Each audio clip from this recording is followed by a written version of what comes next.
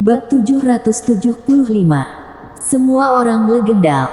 Devan tahu yang dimaksud Nugue. Tapi sayang Manuele itu jahat. Di mana-mana sama. Apalagi di dunia yang semua orang sejajar kecuali siluman kuda. Yang tadinya orang kuat, jadi orang biasa. Orang biasa yang tadinya diperlakukan seperti budak, jadi suka menyiksa yang lain. Ada apa?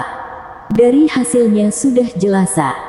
Ayo, aku akan mengajakmu bertemu kawan-kawanku. Nugua menyingkirkan perasaan kecewanya dan bicara pada Devan. Baik, Devan menganggukkan kepalanya. Dengan dipimpin Nugua, Devan sampai ke tempat perkumpulan manusia. Tempat manusia berkumpul dan sembunyi. Kalau tak ditunjukkan jalannya, akan susah sekali menemukannya. Rumah mereka itu di gua atau pohon atau lainnya. Alasan mereka sembunyi, supaya tak tertangkap siluman kuda. Manusia di luar kota siluman kuda tak terlalu disukai siluman kuda. Apalagi yang wajahnya indah. Mereka pasti diburu. Kalau mau menghindar dari buruan siluman kuda, cuma ada satu cara. Pakal topeng besi untuk menutup penampilan. Dan pakai kaki besi. Manusia pun banyak. Kalau tak bisa mengalahkan mereka, bergabung saja. Jadi anggota siluman kuda. Tapi banyak juga manusia yang tak mau merusak wajah mereka. Jadi pilih sembunyi. Waktu ikut Nugua, Devan ketemu banyak tokoh dalam legenda. Apa Pausi, Pagu, Sintiang, Lao Tzu. Semuanya tokoh dalam legenda Antares, orang-orang terkenal. Semua legenda itu ternyata sungguhan. Mereka nyata. Mereka sosok dengan energi yang besar. Tapi kenapa semuanya di sini? Devan pun ingat dia dengar suara yang bilang mendeteksi kekuatan yang mengganggu keseimbangan, lalu menghapusnya atau yang mirip. Devan merasa tak yakin. Lalu dia tahu kalau orang-orang yang kesini juga dengar suara itu. Mereka pun punya kesamaan. Orang-orang ini orang Antares. Apa mungkin ada sesuatu yang kuat yang melindungi Antares? Kapten Zaran pernah melepas lubang hitam sebelum ini. Demi mengimbangi lubang hitam itu, Devan membuat lubang hitam di tangannya. Kalau dibiarkan, kemungkinan besar akan berdampak besar pada galaksi. Jadi dia dilemparkan ke sini karena lubang hitam. Tempat apa ini? Apa ini masih semesta asalnya? Dewi Nugua, apa benar kamu membawa 10.000 cairan penguat? Mereka kelihatannya tak terlalu peduli dengan Devan yang pendatang baru. Terlebih, beberapa tahun belakangan. Pasti ada yang ke tempat mereka. Sekuat apapun mereka sebelumnya. Sampai sini, mereka cuma jadi orang biasa.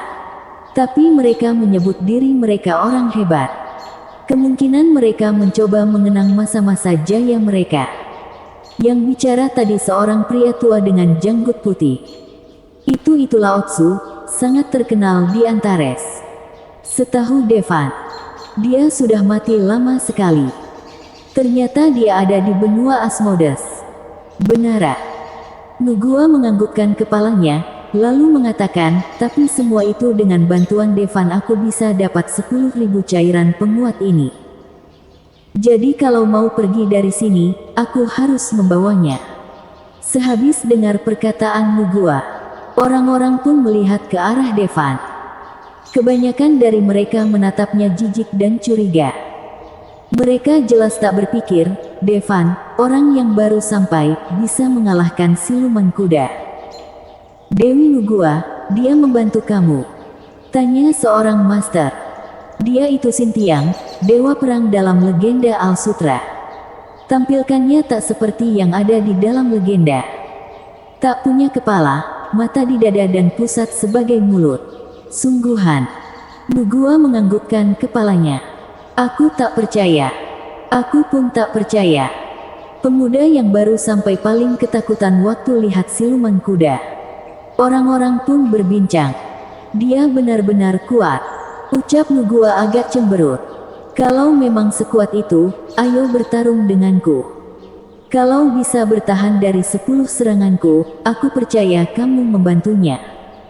Kalau tidak, kalau kamu cuma asal membawa orang ke sini, aku khawatir bisa merusak rencana. Ucap Xintiang. Nugua pun kelihatan cemas. Dia tentu percaya dengan kekuatan Devan. Lagi pula, sehabis Devan berubah, binatang hebat Mahatma Monyet saja dia kalahkan. Tapi Devan perlu melakukan sesuatu untuk bisa sampai begitu. Beberapa jam sebelumnya, dia hampir dihancurkan karena Devan. Tapi kalau mau semua orang setuju, maka harus menunjukkan kekuatan Devan. Dia tak suka menunjukkan kekuatannya. Nugua bicara sambil menahan emosi naik. Namun jelas, orang-orang tak percaya ada yang tak suka memamerkan kekuatan Nyua. Siapa juga yang tak suka pamer kekuatan? Nugua tahu kalau dia tak bisa kabur, dia cuma bisa menghembuskan napas dan mengatakan pada Devan, "Devan, walau semuanya orang biasa, tapi kami punya keunikan kami sendiri. Kamu harus tunjukkan kekuatanmu supaya mereka percaya." Nugua bicara dengan suara yang lirih. Wajahnya pun memerah. "Kamu takin?" Devan melihat ke arah Nugua.